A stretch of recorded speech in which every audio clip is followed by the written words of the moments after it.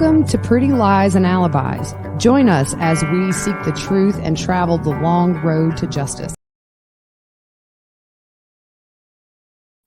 Hi, everybody. Gigi here, flying solo real quick. We just got the contents of Brian Laundrie's notebook. We've been waiting for this for a long time, and I'm going to tell you guys, I'm really speechless. Just to give you a quick spoiler, he says she got hurt in Wyoming and she begged him to take her out of her mercy. Just speechless, really. Let's go ahead and read through this for our listeners that don't have social media. All right, so it starts out. It was 8 pages long on what looked like a small little pocket notebook. I know you can get those that have that are waterproof for people that hike and camp. So I kind of think maybe that's what this was. It says, Gabby, I wish I was right at your side. I wish I could be talking to you right now. I'd be going through every memory we've made, getting even more excited for the future. I can't live without you. I've lost every day we could have spent together, every holiday. I'll never get to play with. I think he puts the name of a nephew. Can't really make it out, but it says, never go hiking with TJ. I loved you more than anything. I can't bear to look at our photos, to recall great times because it's why I cannot go on. When I close my eyes, I will think of laying on the roof of the van, falling asleep to the sight of a meteor shower at the Crystal Geyser. I will always love you. If you were reading Gab's journal, looking at the photos from our life together, flipping through old cards, you wouldn't want to live a day without her. Knowing that every day you'll wake up without her, you wouldn't want to wake up.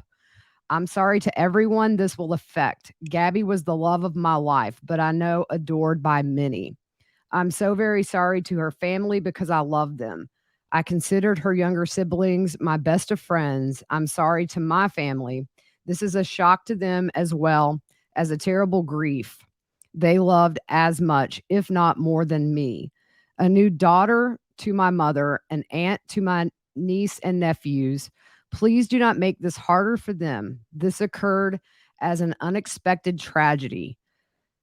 Oh boy. Rushing back to our car, trying to cross the streams of Sprague Creek before it got too dark to see, too cold, I hear a splash and a scream. I could barely see. I couldn't find her for a moment. Shouted her name. I found her breathing heavily, gasping my name. She was freezing cold. We had just come from the blazing hot national parks in Utah. The temperature had dropped to freezing and she was soaking wet. I carried her as far as I could down the stream towards the car, stumbling, exhausted, in shock when my knees buckled and knew I couldn't safely carry her. I started a fire and spooned her close to the heat. She was so thin, had already been freezing too long. I couldn't at the time realize that I should have started a fire first, but I wanted her out of the cold back to the car. From where I started the fire, I had no idea how far the car might be. Only knew it was across the creek. When I pulled Gabby out of the water, she couldn't tell me what hurt. She had a small bump on her forehead that eventually got larger.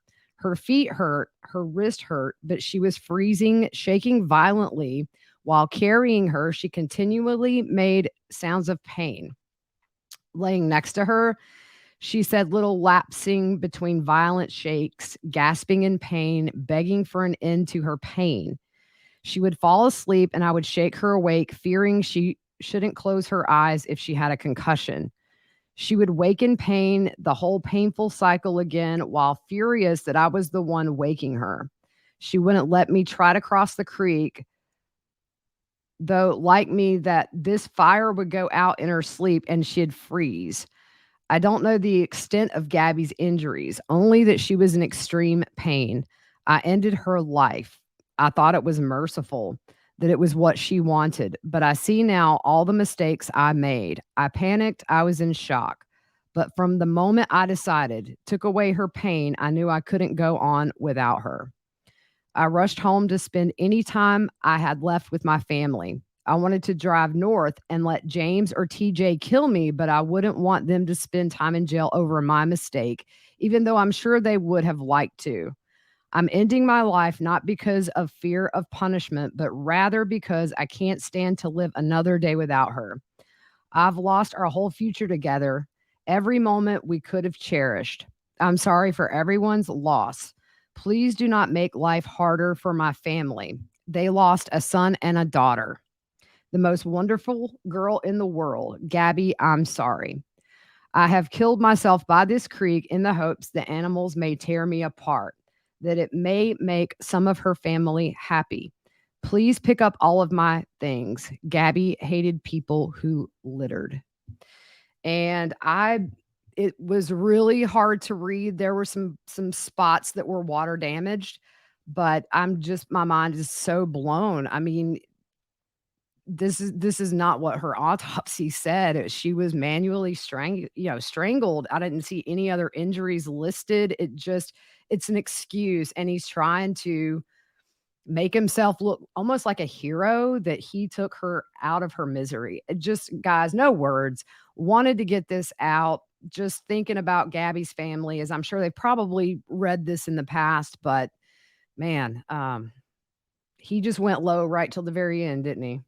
All right, guys, we'll see